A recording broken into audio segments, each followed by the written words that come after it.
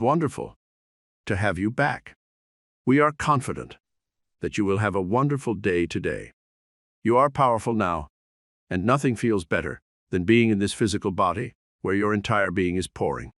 Okay, now it's time to watch our video. We hope you enjoy it.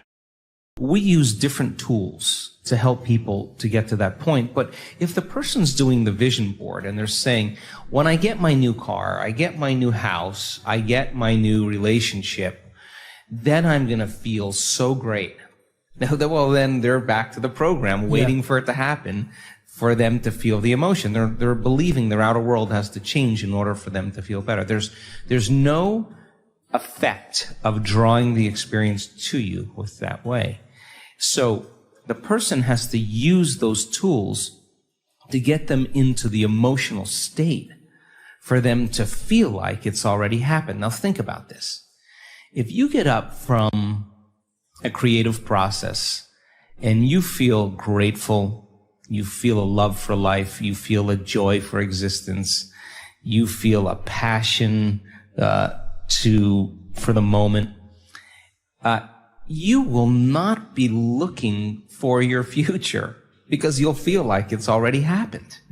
It's the moment that we start feeling those self-limiting emotions that we feel separation, and then we start looking for it again. Well, then, if you're waiting, you're not creating, you're in separation again. So then, whatever it takes for you to move into a state of being. And what is a state of being?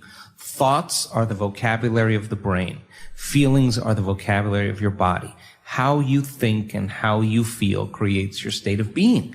So then if you wake up in the morning and you come back to your senses with a clean slate and you say, I don't feel anything, you say, well, let me start thinking about all the problems in my life. Well, all those problems are connected to different people or different objects or things at different times and places. The moment you remember your problems, a memory is a record of the past. You're thinking in the past. Every one of those problems has an emotion associated with them. So all of a sudden you start feeling unhappy, you start feeling bitter, you start feeling frustrated. So now your body's in the past.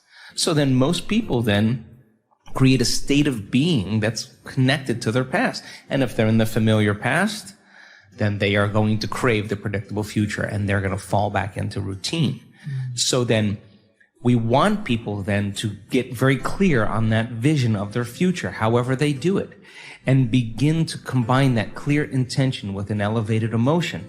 And the stronger the emotion they feel from the vision they're creating, the more altered they feel inside of them, the more they're going to pay attention to the pictures in their mind. And now they're remembering their future. And biologically, it's exactly the same as remembering your past. In fact, if you're not being defined by a vision in the future, it means you're making your past more real than your future. You're falling in love with your past. You're more in love with your past than you are with your future. That you're believing in your past more than you're believing in your future. When you get to that moment where you have that feeling, that's your compass, because that feeling is going to drive your behaviors. It's going to drive more of those thoughts. And when you feel that feeling and it's visceral, you'll be initiated into freedom. Those people, all those people that have healed themselves of all those different health conditions, they are so humble and so happy, and they feel so great that they would never trade this feeling because of what you thought of them. They've left that program behind a long time ago. They actually don't care how you think of them. They actually are so happy with themselves that they're no longer dependent on anything outside of them. Now, I think that's a really important moment, because that's the moment we give people permission in our lives to do the same, right? And I think that more and more people are beginning to figure that out as they do this work. And look, I mean, we're in a convenience-based society. I mean, if you lose your internet connection or your cell phone doesn't do what it's supposed to, people get angry. Like, that's 20 seconds, right? So here you are creating something out of nothing, and you don't have the patience. Well, that has to come out, because a very, very masterful person who is abundant had to own impatience. So then never make it be about the end result. Make it be about effort. Every day you're overcoming. Every day you're out of the bleachers and you're on the field and you're giving it your all and you're practicing, keeping your energy up greater than your habits in your body or the emotional conditioning of your body greater than any circumstance in your environment and sustaining it for an extended period of time. And then all of a sudden, when you're connected to the energy of your future, and you know what that feels like, you will know the moment you return back to the energy of your past. And if you tell me it's because of your boss or your coworker or your ex, I'm going to say, you're back to the unconscious program that you're the victim of your life, right? Absolutely. So then it takes some unlearning. And the unlearning process is the most important process, because once you do that, you're clearing out room for the next creation to be easier and the next one to be easier, because you're starting to understand the formula a little better. And you start saying, I'm not going to take that personally, or I'm not going to react, or I'm not going to go back to that person again. I'm just going to self-regulate again. You only need a few experiences to know that this is the truth. And then you start managing your attention, and you manage your energy a lot better. And I think that I always say, I don't care that you fall off the horse. I just care when you get back on, right? So what we do is we actually look to see when we meet people if we're matching neurologically, if we're matching emotionally. So if we share the same experiences, we share the same emotions. And if we share the same emotions, we can relate to one another. So this is where it gets sticky. So then the moment you start saying, that person did that to you once, yeah, that person, I had a similar experience, that person did that to me. Now we open the door like, I'm going to use you to reaffirm my attachment to that emotion.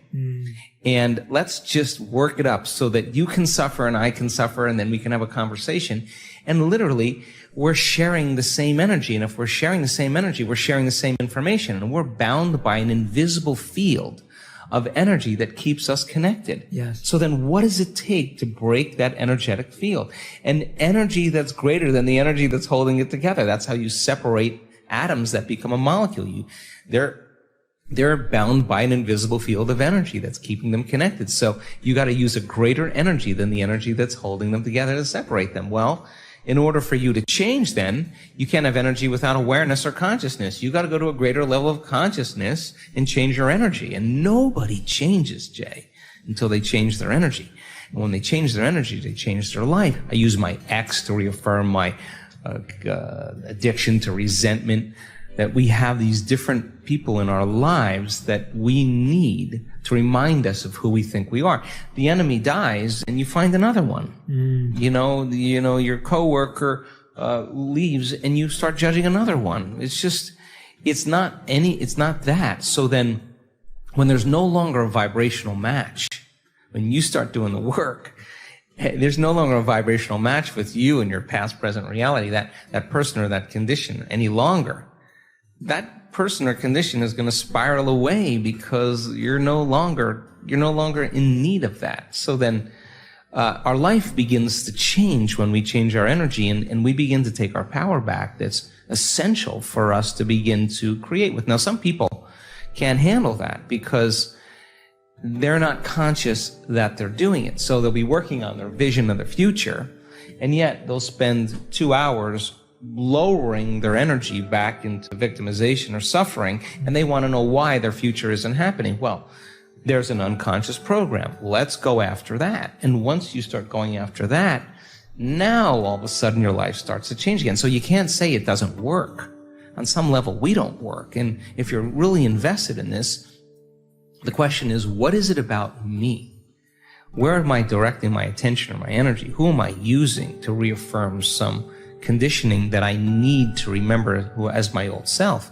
So then when you stop reacting to the person, or the person's now complaining to you and you're not complaining back, it's going to be an uncomfortable moment, because you're all of a sudden seeing a part of you used to be that you no longer are, and you have to be willing to not go there. And over time, that person will thank you and they'll say, I didn't even know that I was complaining that much. And did our video satisfy your soul in some way? Thank you a million times over for your help. We appreciate it more than you can imagine. Don't forget to leave us a comment and hit the subscribe